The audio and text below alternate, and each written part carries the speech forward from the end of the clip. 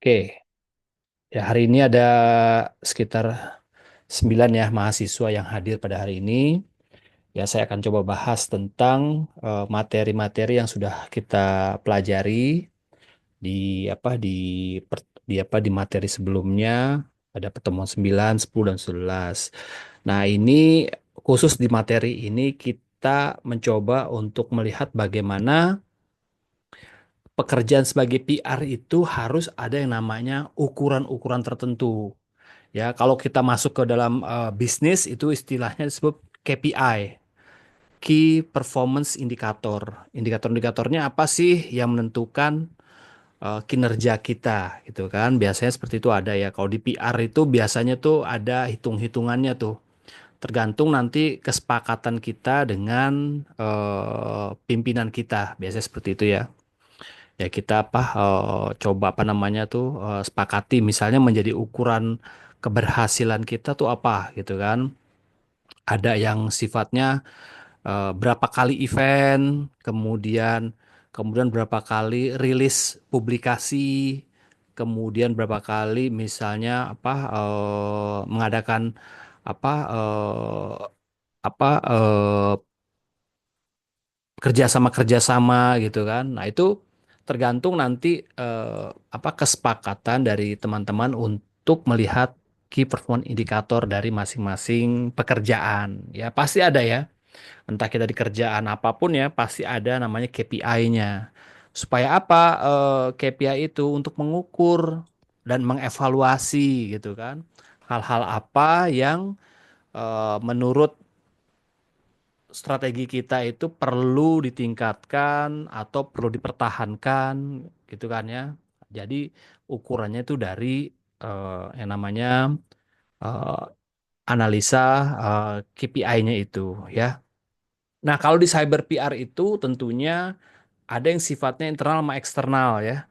Jadi tadi yang saya katakan tadi misalnya KPI tentang kinerja kita kan itu kesepakatan dari kita dengan atasan kita misalnya kita mau diukur nih atau mau dipromosiin gitu kan mau dipromosikan untuk naik jabatan gitu kan tapi diukur dulu nih gitu kan memenuhi target nggak gitu kan apakah kalau di sales itu target penjualan target prospek target-target macem-macem lah gitu ya kalau saya waktu di PR itu ya itu KPI-nya itu adalah tadi ya berapa kali saya melakukan event, lalu berapa kali saya membuat rilis.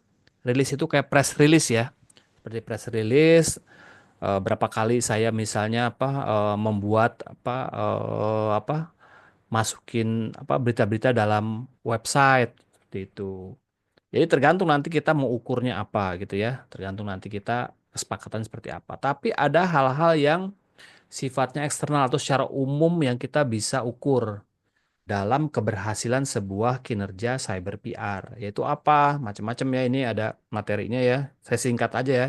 Jadi karena saya asumsikan bahwa teman-teman sudah membaca materi ini. Nah, ini kan evaluasi, efisiensi, mengambil keputusan dan laporan akuntabilitas. Ya, ini tujuan analisis pengukuran kinerja cyber PR itu seperti itu, gitu ya. Jadi kita tahu apa yang menjadi apa eh, perbaikan-perbaikan dari kinerja kita atau perlu ditingkatkan atau mungkin dirubah gitu kan strateginya. Nah, ini diukur gitu kan. Efektif nggak cara kita nih dalam pendekatan dengan masyarakat atau nggak efektif nggak nih ukur konten kita ya konten-konten yang kita hasilkan itu untuk membangun membangun image gitu kan. Nah, ini diukur tuh sedemikian rupa. Jadi harus di quantifier dikuantitatifkan atau yang bisa diukur berdasarkan hitung-hitungan. Yang tadinya targetnya berapa? Bisa targetnya 10. Nah, tahun 2024 kemarin berapa tuh pencapaian yang kita sudah upayakan misalnya. Dari 10 misalnya kita tercapai 11 nih, berarti kita over target gitu kan. Ini perlu nih dipromosi gitu misalnya. Atau mungkin target kekecilan gitu kan. Nah, itu bisa juga dievaluasi gitu kan. karena kita udah mungkin terlalu mudah pasarnya gitu, targetnya terlalu kecil. Nanti tahun depan ditingkatkan, misal diperluas, bisa jadi ya. Atau memang kinerjanya memang bagus gitu kan, timnya solid gitu. Nah, itu bisa dijadikan parameter-parameter untuk perbaikan dan evaluasi. Dan juga peningkatan efisiensi. Misalnya kamu sendiri aja targetnya udah tinggi gitu kan, ngapain lagi kita rekrut orang misalnya ya. Udah tambah gaji aja lah daripada tambah orang misalnya gitu kan. Kamu aja sendiri udah bisa jadi efisiensi gitu kan. Atau kita ada kegiatan-kegiatan misalnya yang nggak perlu nih, kegiatan-kegiatannya ada tiga ini nggak efektif nih dilakukan gitu kan, karena eh, tingkat tingkat tingkat efektivitasnya itu menurun gitu, misalnya udah kita ilangin gitu kan, jadiin kita fokus aja nih di misalnya di pembuatan rilis gitu atau pembuatan konten-konten ini nih gitu kan. Nah, juga untuk mengambil keputusan setelah kita dapat evaluasi, kemudian kita dapat tuh hasil-hasil yang kita peroleh ya dari sisi hitung-hitungannya, baru kita bisa ambil keputusan apakah kita menaikkan budget atau kita menaikkan gaji atau kita nambah orang gitu ya, atau kita beli mesin baru gitu. Atau kita mungkin tutup gitu kan. Nah, ini menjadi sebuah analisa kita dalam mengambil keputusan. Nah, ini juga menunjukkan dan akuntabilitas dari keberhasilan PR. Jadi diukur tuh akuntabilitasnya, tingkat akuntabilitasnya menunjukkan PR kepada stakeholder gitu kan, bahwa ini PR ini kerja PR ini dipercaya gitu kan, atau mendapatkan apresiasi dan lain-lain. Nah, itu ya. Jadi pentingnya itu mengukur kinerja tuh seperti itu ya. Oleh karena itu kalian kalau misalnya udah ada di industri nih, misalnya udah ada yang kerja, ada yang sudah berbisnis atau perlu ada ukuran-ukuran menjadi patokan kita gitu kan. Hari ini kita jual berapa nih di konten kita misalnya gitu kan. Ada target nggak nih tahun 2004 atau 2025? Apa mau dinaikin targetnya, atau mungkin ketinggian kita turunin, atau mungkin kita diskon dan lain-lain ya teman-teman. Nah, KPI metrik digital marketing, media digital nih macam-macam nih ya. Nih kita kenal dari reach, engagement, website traffic, dan conversion rate ya. Nanti Anda bisa pelajari nih. Ini kalau Anda main digital marketing di media sosial, pasti ada nih jumlah reach-nya gitu. Reach artinya gimana konten kita tuh bisa dibaca banyak orang gitu ya. Reach-nya tinggi gitu kan. Engagement-nya juga tinggi. Engagement tuh ada like, comment, repost gitu kan. Nah, ini ya, website traffic juga gitu. Bagaimana kita banyak orang yang masuk ke website kita, ngeklik website kita kan dengan pancingan atau dengan konten-konten yang bisa mengajak orang untuk melihat melihat website kita. Nah, kalau conversion rate ini lebih kepada yang namanya bagaimana si pengunjung ini bisa melakukan tindakan yang kita inginkan, actionnya gitu. Apa misalnya beli gitu kan, atau misalnya berlangganan, atau menjadi follower dan lain-lain ya. Nah, ini ukuran-ukuran dari media digital. Ada di Google Analytics, kemudian ada tools analitik media sosial juga ada sendiri gitu kan. Ada yang gratis, ada yang berbayar. Nah, ini tergantung nanti Anda mencoba untuk menggunakan tools yang ada. Nah, jadi ini alat-alat untuk mengukur ini ya kinerja dari media sosial. Tapi untuk mengukur KPI Anda itu berdasarkan kesepakatan. Beda ya antara tools yang memang untuk mengukur kinerja media sosial sama tools atau mengukur KPI kita, key performance indicator kita secara personal ya, secara struktur di departemen kita gitu kan. Nah, itu beda-beda lagi ya, KPI-nya tuh beda lagi, beda internal sama eksternal gitu. Jadi tapi bisa juga KPI eksternal itu kita pakai jadi ukuran KPI kita. Misalnya kita lihat ya, kalau saya di digital marketing ya, misalnya di tim saya tuh saya katakan bahwa oke, target kita hari ini adalah follower kita 1.000 misalnya gitu kan. Udah kita kerjakan tuh strateginya tuh, bikin konten yang banyak, bikin eh, interaksi-interaksi, interaksi dalam konten, kemudian kita kerjasama, kolaborasi dan lain-lain gitu kan. Nanti tercapai tuh followernya berapa gitu kan.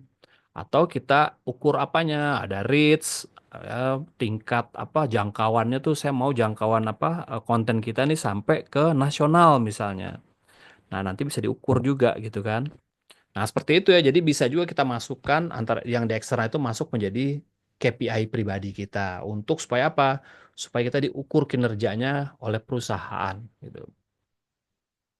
Ya, ini tujuan kampanye. Nah, ini kan tujuan kampanye ini apa nih gitu kan. Nah, ini kalau ini adalah kinerja dari satu kasus ya gitu kan, satu kasus. Misalnya kasusnya apa nih? Misalnya mau brand awareness atau produk kita dikenal gitu kan. Oke, targetnya ini. Nanti begitu udah selesai campaign-nya kita ukur gitu kan, dianalisis tuh datanya, siapa yang ngeklik, siapa followernya berapa orang, kemudian apa reach-nya berapa gitu, ada yang beli nggak produk kita gitu diukur ya. Nah, ini bagian dari namanya apa tools-toolsnya lah ya. Nih ada toolsnya, bagaimana nih analisa kasus nih, berbagai apa namanya campaign. Ada targetnya adalah optimalisasi website. Kita mau website kita tuh banyak yang nonton atau banyak yang berkunjung. Nah, ini kita pakai analisis datanya apa, perbaikan konten, optimasi SEO dan lain-lain. SEO tahu ya, Search Engine Optimalisasi. Jadi kita nih ada yang SEM, SEM tuh Search apa Engine Marketing ya. Search engine marketing tuh dia tuh berbayar. Kalau SEO nih sifatnya organik gitu atau kita bikinlah kata kunci gitu kan, kita promo-promo gitu kan supaya orang bisa ngeklik website kita gitu kan. Kalau SEM itu dibantu oleh apa iklan. Nah, ini ya sama ya. Ini kesimpulannya seperti itu. Jadi analisa apa pengukuran kerja itu penting untuk cyber PR ya untuk mengukur evaluasi. Nah, seperti itu ya teman-teman ya. Kalau yang di apa materi 10 kita bicara dengan influencer relation dalam cyber PR. Nah, jadi eh yang namanya pekerjaan-pekerjaan cyber PR dengan digital marketing itu eh, mirip-mirip ya, teman-teman. 11-12 lah ya. Jadi kita menggunakan influencer juga dalam mengelola cyber PR. Influencernya siapa? Ya, kalau dalam cyber PR tergantung apa namanya perusahaannya apa gitu kan. Kalau perusahaan saya misalnya perusahaan perkebunan, influencernya siapa sih? Kalau saya perkebunan gitu, nah nanti Anda apa lihat tuh siapa yang bisa memberikan pengaruh yang dampak yang bagus untuk perusahaan. Misalnya influencer perkebunan itu adalah Menteri Kehutanan dan Pertanian misalnya ya. Kita kasih tuh influencernya dia tuh. Jadi dia kasih testimoni lah bahwa perusahaan perkebunan ini sudah mendapatkan sertifikasi ini udah berhasil misalnya gitu kan itu meningkatkan yang namanya image gitu dari perusahaan kita perusahaan perkebunan tuh misalnya ada lagi dari LSM pemerhati apa lingkungan ya bahwa misalnya perkebunan kami itu misalnya itu ramah lingkungan atau bisa mempekerjakan orang di sekitar dari segi apa namanya kegiatan sosialnya gitu. Jadi yang ngomong tuh orang lain, yang influencernya yang ngomong ya. Mereka mempunyai pengaruh, influence kan pengaruh gitu kan, yang mempunyai pengaruh besar terhadap dampak dari berita atau testimoni dia. Di mana tuh ya di kontennya dia, di apa namanya di followernya dia dan lain-lain. Nah, itu ya influencer relation dalam cyber PR. Jadi perlu juga kita menggunakan influencer relation. Dalam bisnis yang lain gimana? Tentu perlu juga gitu kan. Mau buka apa kayak gitu, pakaian, mau dagang apa parfum atau apa perlu influencer relation. Supaya apa? Supaya meyakinkan bahwa produk kita ini benar menjadi sebuah produk yang bisa dipercaya, ada pembelinya gitu loh. Ya, jangan-jangan kalau kita jualan gitu kan, nggak ada influencer itu nih bagus nggak ya? Ada reviewnya nggak? Ada testimoninya nggak? Biasanya ada gitu. Ya kalau Anda lihat apa di konten-konten saya di Teh Kahuripan ya. Kalau Anda lihat Teh Kahuripan itu pasti ada testimoni-testimoni, kemudian ada ya namanya konten-konten yang dibuat oleh influencer gitu kan. untuk memberikan dampak supaya bahwa produk ini dikenal, produk ini juga apa namanya memberikan manfaat dan lain-lain sesuai dengan pesan yang kita akan sampaikan dalam konteks konten kita. Seperti itu ya. Nah, ini ya. Nah, definisi influencer ini kan, kemudian meningkatkan jangkauan, membangun kepercayaan dan membuat konten yang menarik. Nah, ini kan. Nah, peran influencer seperti itu untuk cyber PR, meningkatkan jangkauan. Tadi kita jangkauannya tuh adalah misalnya ya, jangkauan kita tuh internal atau eksternal kita tuh hanya yang orang-orang yang tahu tentang perkebunan kita aja gitu kan. Tapi dengan menggunakan influencer, akhirnya meluas gitu kan. Ada yang ke misalnya ke pemerintahan, ada yang ke apa gubernur atau ada masyarakat luas yang lain gitu kan atau LSM ya kalau di perkebunan ya konteksnya ya itu menjadi lebih luas dan membangun kepercayaan tentunya karena orang yang akan ngomong itu kan punya yang namanya kredibilitas ya kredibilitas itu adalah bagaimana kita membangun kepercayaan misalnya kalau saya ngomong soal unsia misalnya gitu kan kira-kira orang percaya nggak gitu kan orang apa yakin nggak gitu kalau saya ngomong soal apa Unsia itu apa kampus yang bagus gitu kan percaya nggak orang gitu kan misalnya gitu kan nah itu dilihat juga dari latar belakang orang yang ngomong itu juga gitu kan nggak bisa sembarangan cari influencer ya influencer apa misalnya kita apa untuk ya, menginfluence apa orang yang mau belajar di Unsia itu pakai misalnya si ini si apa si Fajar Set Boy misalnya itu kan nggak ada kaitannya nggak relevan ya gitu kan meskipun dia punya banyak pengaruh ya tapi kita rasa nggak cukup gitu sementara dia aja misalnya dia misalnya ya nggak tamat SMP gitu atau nggak tamat SMA masa bisa bisa memberikan apa namanya eh, testimoni gitu kan atau testimoni atau meyakinkan kita untuk kita kuliah di Unsia nah itu kurang relevan. Misalnya ngomong, misalnya tuh adalah rektor mana gitu misalnya, atau lulusannya gitu kan, lulusan dari Unsia eh, kita ajak tuh untuk memberikan testimoni itu bisa membangkitkan kepercayaan gitu kan. Percayaan ini kenapa? Karena dia aja sampai lulus gitu kan, happy. Nah, ini meningkatkan brand awareness, meningkatkan traffic, dan macam-macam ya. Jadi dampaknya tuh besar influencer. Tapi kita cara memilih influencer juga harus ini ya harus yang tepat gitu kan. Nah ini harus ada relevansi tadi kan, relevansi influencer dengan brand gitu kan. Jadi kita lihat nih kira-kira cocok nggak dia ngomong tentang brand. Nah saat ini saya lagi membangun brand ya Teh Kaurpan itu dengan menggunakan influencer-influencer yang olahraga nih sekarang nih.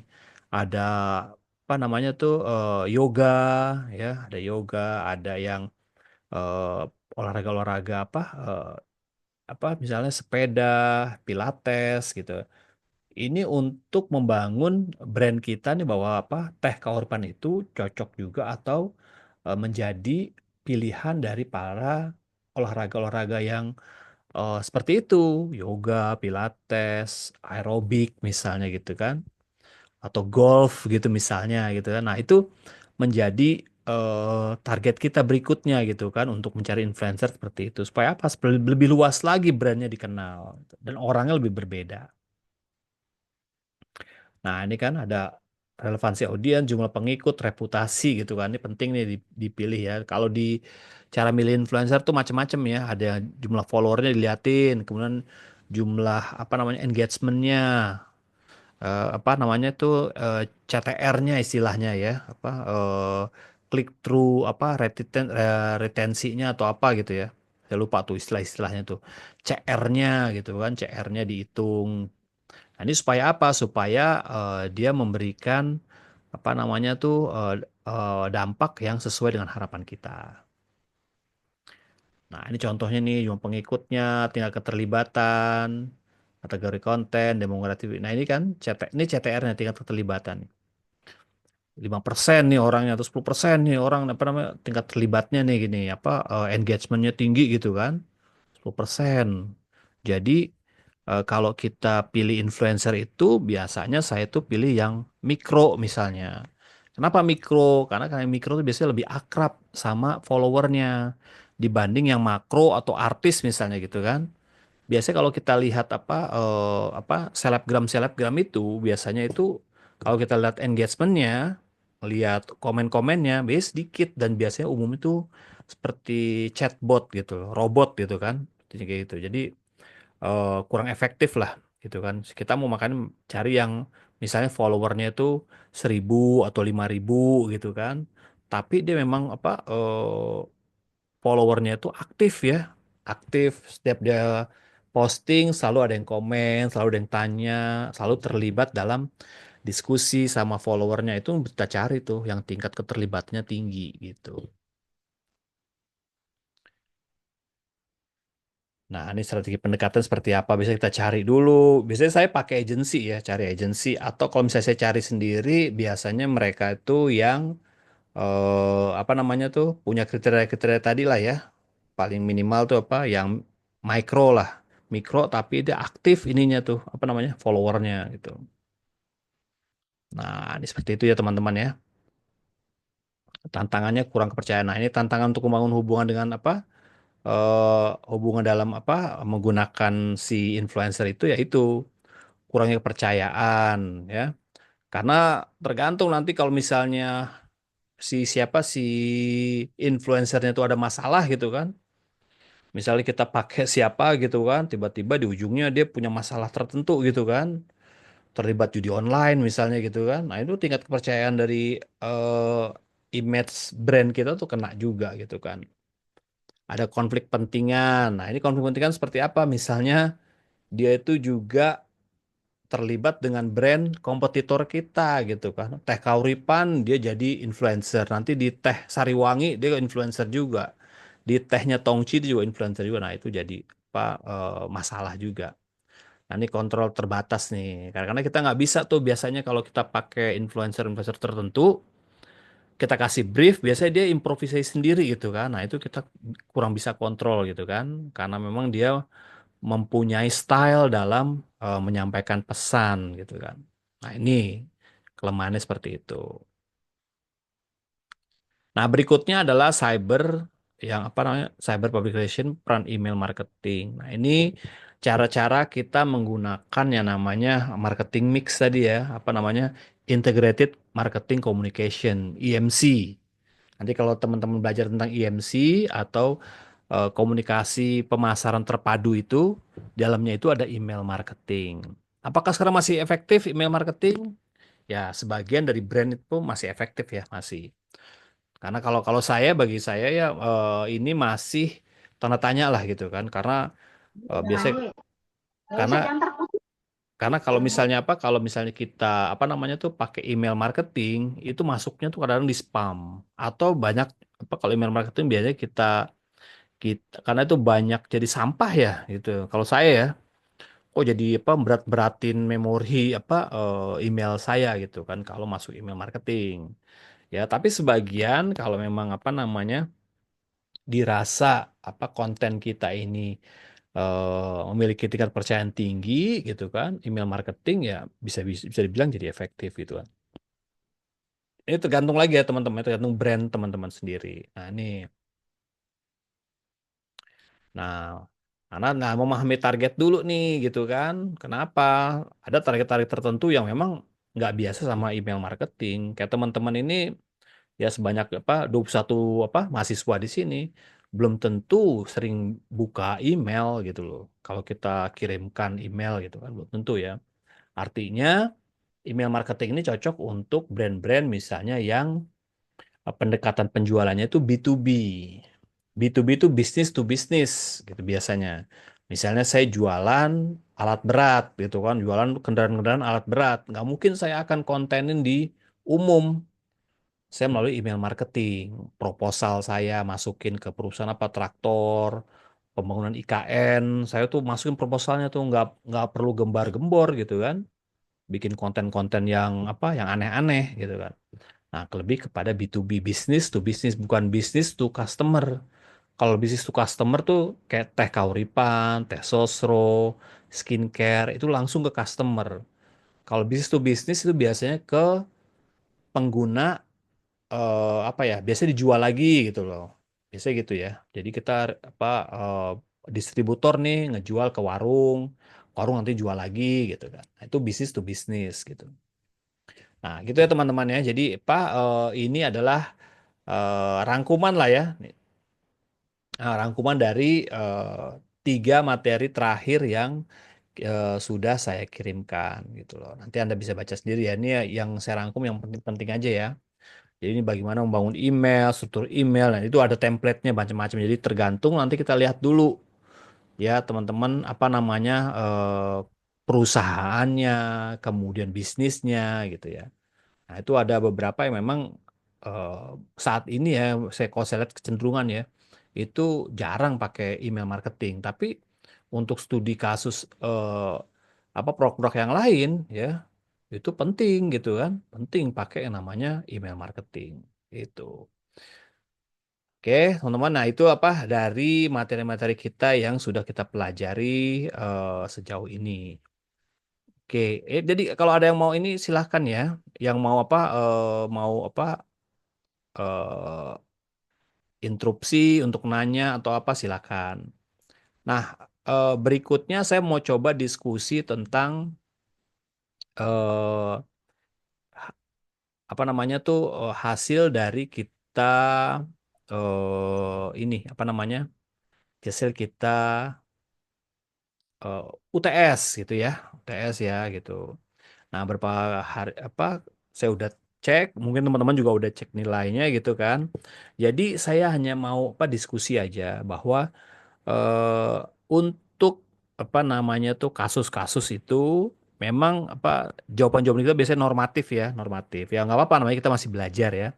Jawaban-jawaban itu normatif artinya apa? Kita cari yang kira-kira ini bisa diterima ya oleh banyak orang ya. Tapi kita coba melihat dari sisi nanti ya, teman-teman sepanjang nanti pengalaman teman-teman nanti di dunia digital, dunia PR nanti teman-teman akan tahu tuh gimana zaman sekarang itu sama zaman yang dulu tuh beda ya. Zaman dulu saya tuh eskalasinya atau tingkat apa maksudnya tingkat apa kritisnya itu krisis ya dari kasus itu agak lambat gitu loh.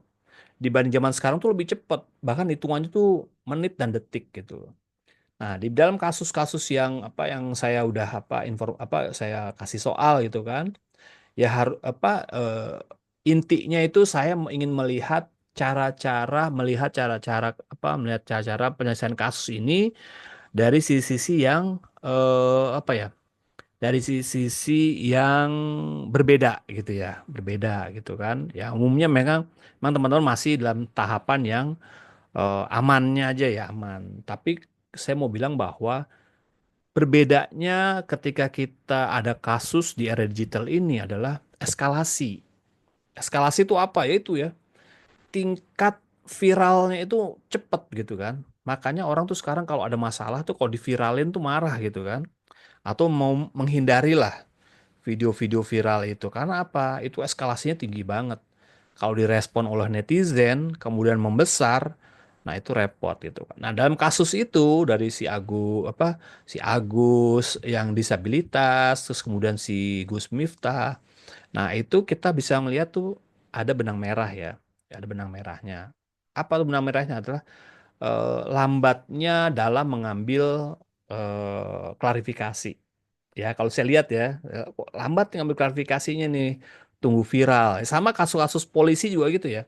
Tunggu viral dulu, baru ditindaklanjuti. Sebenarnya kalau kita, ini kan kasus-kasus pribadi ya. Jadi kita berpikirnya tuh kalau kita tuh jadi PR dalam satu corporate ada krisis seperti itu kan krisis ya. Ada krisis seperti itu, apa yang kita akan lakukan gitu kan. Pertamanya cepat gitu loh, karena nggak bisa lambat gitu kan. Hitungannya tuh detik dan menit gitu kan. Karena itu kalau kita terlambat ya dengan kasus-kasus seperti itu akibatnya tuh bisa kemana-mana gitu kan. Nah ini pelajaran buat kita semua ya gitu. Itu bisa kemana-mana gitu dan bisa jadi berita nasional gitu kan.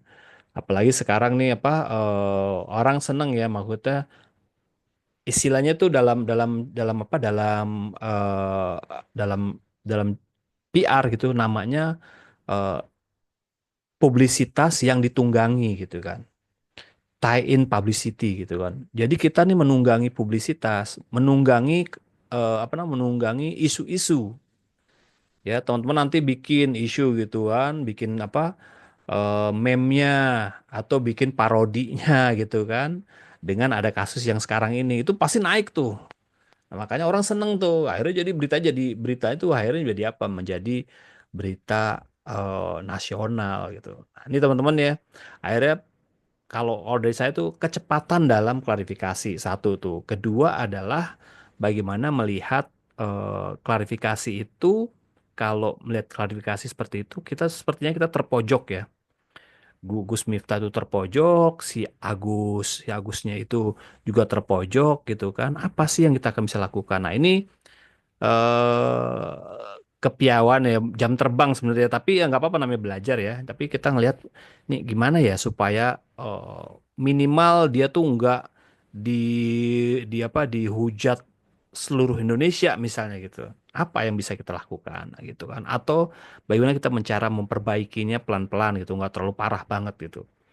Nah, itu pertama ya, satu ya cepat ya, kecepatan itu. Kedua adalah bagaimana kita melihat latar belakang orang ini juga. Ada nggak dia apa kegiatan-kegiatan yang baik gitu kan, yang bisa kita expose gitu kan.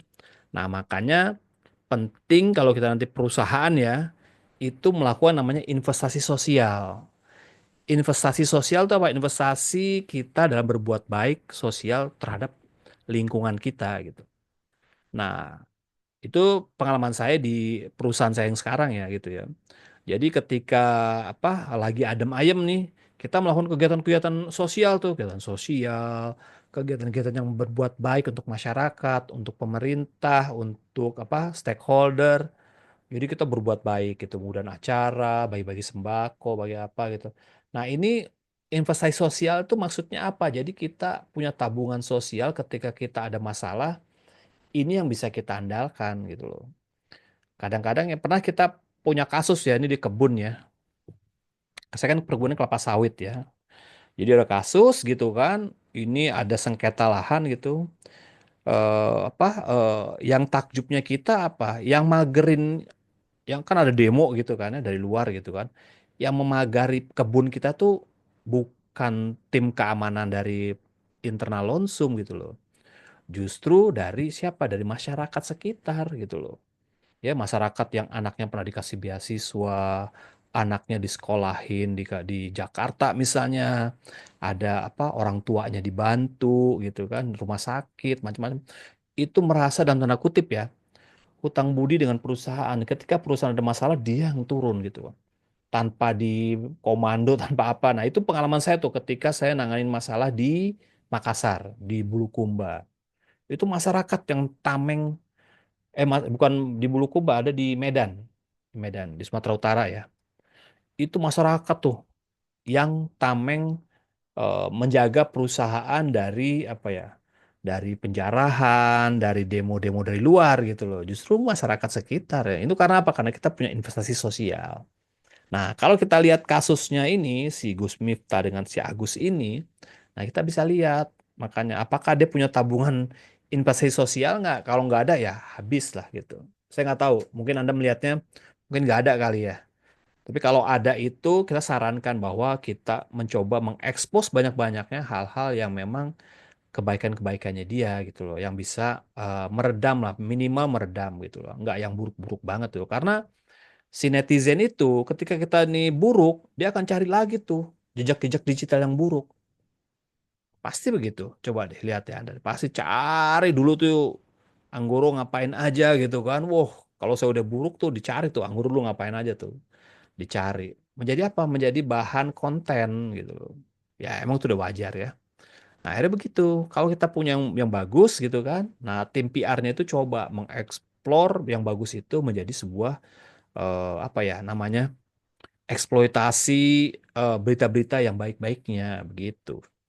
Kalau saya tuh dua ya itunya kuncinya tuh kecepatan dan juga invasi sosialnya ada nggak? Karena itu kasusnya tuh udah parah ya, udah parah, udah terlanjur, udah terlambat gitu kan. Tapi ada upaya lah kita untuk melakukan apa meminimalisir gitu kan sehingga masyarakat tuh diingatkan lagi dengan kebaikan-kebaikan dia yang zaman dulu misalnya.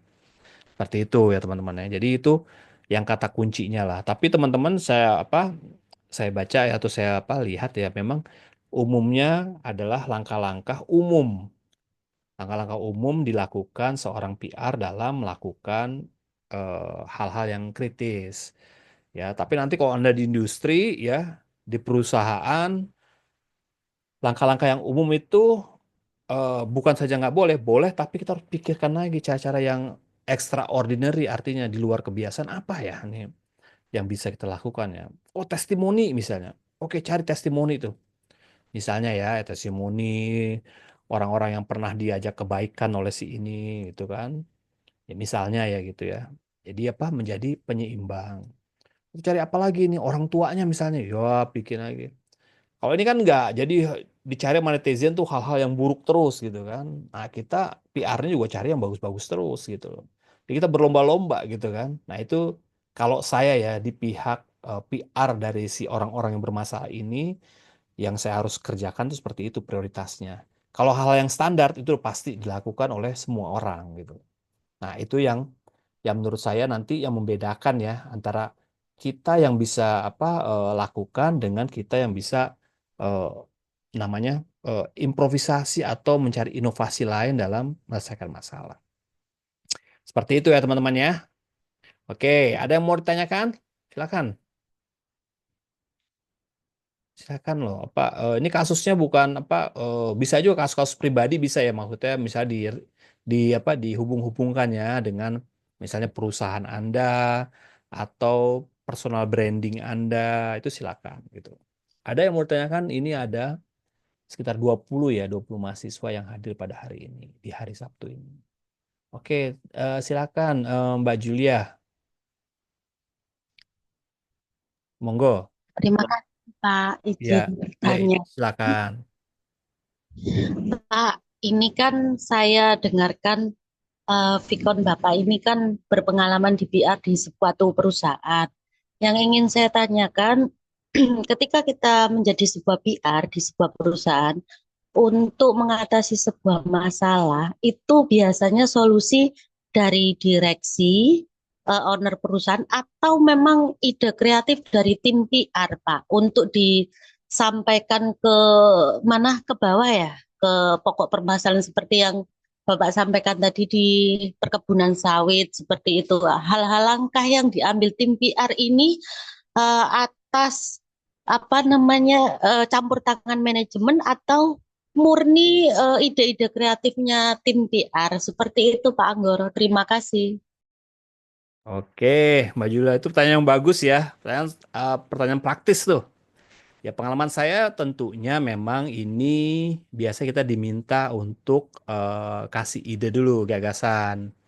Biasanya tuh kalau saya tuh karena perusahaan saya tuh perusahaan grup ya, ya kan ada Indofood Group ya, Indofood, kemudian ada London Sumatera, baru PR kita tuh. Nanti ada PR-nya grup juga ikut campur tangan. Jadi emang kalau di grup atau di perusahaan tuh keputusan itu sangat berbelit-belit memang gitu kan. Sangat berbelit-belit gitu kan karena kita harus rekomendasi ini, tanya ini macam-macam tim legal, tim tim pemerintahan, tim apa baru PR gitu kan. Tapi kita ngasih gagasan, ini loh satu, dua, tiga, empat, lima gitu kan. Kasih rekomendasi. Tapi biasanya yang namanya grup pasti punya wewenangnya lebih utama gitu kan. Jadi kita punya gagasan. Tapi memang banyak gagasan-gagasan saya emang banyak yang nggak kepake gitu kan. Ya karena memang resikonya tinggi gitu kan. Kedua, belum tentu berhasil gitu loh. Karena kita kan ngeliat situasi ini gimana nih, lagi panik semua kan. Dalam keadaan kondisi seperti itu, apa yang dilakukan? Satu, keamanan dulu. Keamanan, kalau saya deketin wartawan dulu kalau saya tuh. Tim PR kita tuh, saya terjun ke lapangan, tapi saya gerilya lah. Saya ketemu wartawan satu, saya panggilin grupnya, dia kumpul di kafe di mana gitu, kumpul, diskusi, gini, gini, gini, gini.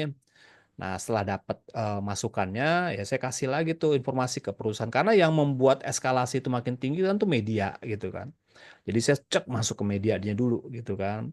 Baru ide-ide itu. Tapi banyak juga ya, mental juga ide-ide kita gitu. Karena kadang ada satu kasus ya, dulu saya itu kasus legal atau apa ya. Apa jawaban manajemen? Nggak usah ditanggapin kata manajemen.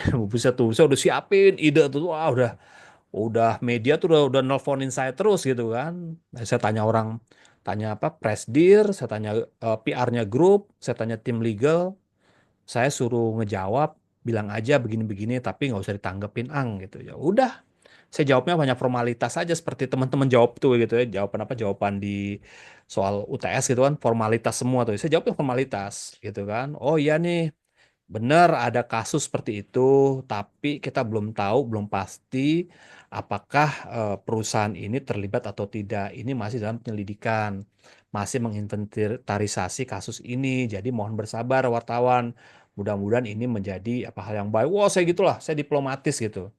Akhirnya dicecer tuh sama wartawan kan, Pak, tahu nggak Pak ada yang meninggal yang gini-gini? Wah memang, tapi kita nggak tahu itu apakah meninggal karena kasus ini atau melihat hal yang lain. Ini masih kita selidiki dan kita udah bekerja sama dengan polisi misalnya gitu. Jadi kita udah bekerja sama dengan polisi, pemerintah dan tokoh-tokoh yang ada di sini. Jadi kita kumpulin untuk mencari solusi. Saya bilang begitu.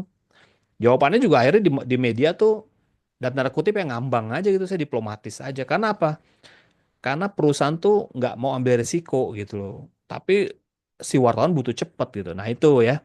Jadi memang eh, pesan dalam apa dalam diskusi kita hari ini adalah kita harus punya yang namanya konsep, kita harus punya strategi gitu kan.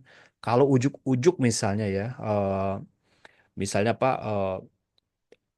tiba-tiba kita diminta gitu, Ang, coba dong selesaiin masalah ini, pokoknya saya serahin ke kamu deh, nyelesain masalah ini supaya kita diredam gini gini gini ini.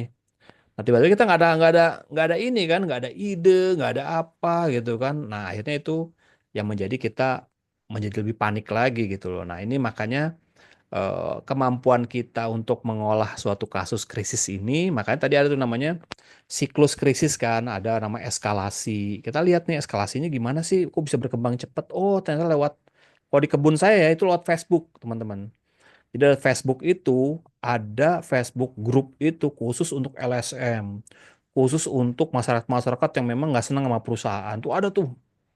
Dan di dalamnya itu biasa ada karyawannya juga gitu loh. Nah itu yang apa yang apa kita udah selidikin gitu ya. Nah cara saya gimana ya udah saya identifikasi aja mana orangnya gitu kan lalu deketin gitu kan ngobrol gitu biasanya seperti itu tapi biasanya mereka tuh berdiri di dua kaki gitu kan kakinya satu di masyarakat yang kontra yang satu lagi yang pro gitu jadi di tengah-tengah mau aman aja lah gitu sih pengalaman saya tapi belajar dari sini adalah bagaimana kita memahami konsepnya dulu dan strateginya. Ketika nanti kita diminta sewaktu-waktu untuk menyelesaikan masalah yang tergantung dari keputusan kita, nah kita bisa menyelesaikan satu-satu. Tapi kalau prakteknya teman-teman memang nggak semudah yang dikatakan ya, harus ada namanya prosedur-prosedur yang kita kita harus lewatin tuh. Bahkan kita bisa aja ide kita itu mentah gitu nggak bakalan dipakai karena apa perusahaan tuh punya ide lain gitu dan mereka ngambil putusan gitu seperti itu ya berarti itu mungkin Mbak jawabannya oke yang lain kalau ada yang lain atau mau tambahkan atau yang ada pengalaman yang lain silakan teman-teman satu atau dua pertanyaan lagi Baby mau nanya nggak Baby Baby Baby Sejauh ini belum, Pak. ada pengalaman nggak kamu misalnya apa dalam hal misalnya kan untuk bisa untuk personal branding loh bagaimana branding saya ini saya ada investasi sosial atau dalam menyelesaikan kasus pribadi gitu itu ini bisa juga gitu loh Hmm, kalau pengalaman pribadi tentang kayak gitu sih belum ada sih, Pak. belum ada ya Belum ada, Pak. oke oke yang lain kira-kira ada khususnya yang udah berkecimpung di dunia apa bisnis corporate nah itu ini PR ini apa menjadi bagian penting dalam berbagai ini ya berbagai kegiatan lah untuk campaign untuk branding. Untuk branding pun pasti kita punya yang namanya masalah gitu kan, ini krisis ya. Seperti dulu apa ada toko roti yang di itu ya di mall ya ada tikusnya itu kan. Itu krisis itu. Bagaimana menyelesaikannya coba? Bayangin tuh. Anda di satu sisi seperti itu. Nah, kemarin juga ada ini, ada apa namanya kasus saya baca di itu ya ngeliat di TikTok. Jadi seorang gitaris ya pemain band itu dia melihat apa namanya bagasinya dia tuh yang di koper-kopernya itu koper-koper gitarnya itu waktu pas apa ambil bagasi itu dibanting-banting sama si ininya airlinesnya ngoper-ngopernya dibanting-banting lah gitu. Biasalah kita lihat kan koper dilempar-lempar gitu. Nah, mereka melihat tuh punyanya punyanya si pemain band itu apa dilempar-lempar, lalu dia komplain, tapi nggak ditanggapin. Ya oke, akhirnya dia perbaiki sendiri tuh, gitar perbaiki sendiri kan rusak tuh gitarnya. Akhirnya dia $1.200 lah kena kena apa? Kena perbaikan gitar $1.200. Lalu dia klaim lagi ke airlinesnya tuh, airline apa namanya lupa saya. Oh, United Airlines. Nah, di United Airlines dia komplain lagi, Mbak, saya minta ganti rugi nih, 1.200 saya gini nih. Tetap nggak ditanggepin. Akhirnya apa? Si pemain band ini bikin video klip. Bikin video klipnya tentang tentang apa musik apa tapi dia memparodikan ada gitarnya patah. Latar belakangnya tuh airlines gitu kan. Kemudian ada apa latar belakang tuh video klipnya itu ada orang lagi lempar-lempar tas gitu. Itu viral, teman-teman. Viral. Nanti cari aja deh di TikToknya tuh, United Airlines gitu. Itu viral TikToknya. Dari orang semua akhirnya apa? Berkomentar. Oh ya saya dulu pernah pengalaman apa koper saya juga robek nih di United Airlines gitu kan. Oh ya saya juga baju saya hilang gitu. Orang pada komen. Akhirnya jutaan tuh viral. Apa yang dilakukan oleh si Airlines itu? Manggil lagi si penyanyi itu. Bro, dia mau ganti rugi deh, boleh saya klaim di sini. Udah nggak mau lagi si pemain bandnya. Nah, salahnya apa? Terlambat lagi kita mau komplain. Nah, itu krisis, PR-nya nggak tanggap gitu kan bahwa apa namanya dalam menyelesaikan komplain seperti itu ya dia nggak tahu bahwa ini di era digital ini bisa aja hal yang kecil itu dianggap sepele itu bisa besar tiba-tiba gitu. Meskipun tempatnya di pelosok di mana bisa besar gitu. Nah, seperti itu teman-teman. Jadi krisisnya bisa seperti itu ya, pengaruh digital apa konten-konten atau apa media sosial. Oke, ada lagi teman-teman yang mau apa ngobrol, diskusi? Oke, ini di sini ada berkurang aja 19 orang ya. Oke, ini apa namanya? Saya rasa cukup ya. Saya cukup untuk kuliah kita hari ini. Jadi saya udah ambil ya apa namanya rangkuman-rangkuman dari materi 9, 10, 11 ya teman-teman tinggal melengkapi lah nanti ya melengkapi apa namanya tadi ya materi yang sudah ada dari saya. Kemudian ada Zoom-nya juga ya jadi lebih lengkap dan ada diskusinya juga jadi pemahaman kita tentang materi itu menjadi lebih komprehensif, lebih ini ya. Kalau misalnya ada beberapa yang mau ditanyakan lagi silakan nanti bisa WA saya atau nanti masuk ke LMS ya supaya teman-teman menjadi lebih apa lebih tambah lagi ilmunya baik ilmu akademik maupun ilmu praktis. Oke, teman-teman, saya rasa cukup demikian gitu kan apa pertemuan kita kali ini sampai ketemu di berikutnya. Saya mau ngadain apa nih apa Fitcon ini ya mungkin 3-4 kali lagi lah gitu ya teman-temannya supaya apa lebih apa teman-teman tuh penerimaan dalam materi ini lebih jelas, lebih komprehensif. Yang penting apa? Ada yang nempel gitu kan? Ada yang nempel ilmunya atau ada yang nempel apa namanya maksud dari apa kita belajar dari cyber PR ini. Demikian dari saya. Terima kasih. Selamat sore. Selamat melanjutkan aktivitas. Terima kasih. Wassalamualaikum warahmatullahi wabarakatuh. Sampai jumpa ya teman-teman. Terima kasih. Waalaikumsalam warahmatullahi wabarakatuh. Oke, Terima kasih Banyak, Beni. Pak. Pak. Waalaikumsalam. Oke, Sehat Ben. selalu, Pak. Sehat selalu ya. Sama-sama semua. Oke, saya off ya.